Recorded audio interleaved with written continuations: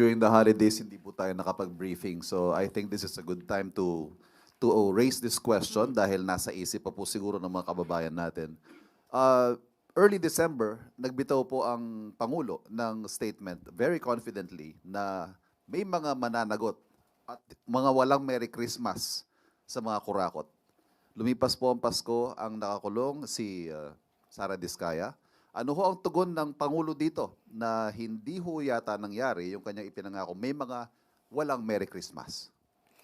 Ang binanggit po ng Pangulo doon sa kanyang report ay sa mga taong nabanggit niya, marami ang hindi magiging merry ang Christmas.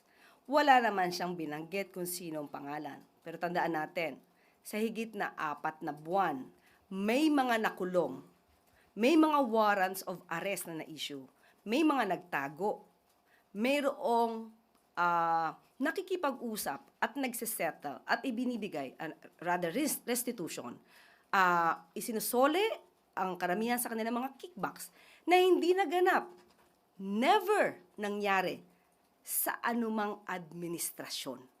Sa administrasyon lang po ni Pangulong Marcos nangyayari ang mga ito.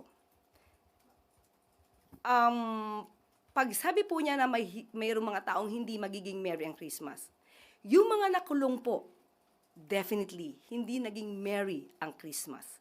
Pero hindi pa naman po natatapos ito. Kung meron pang inaabangan ng mga tao, meron din pong inaabangan ng Pangulo.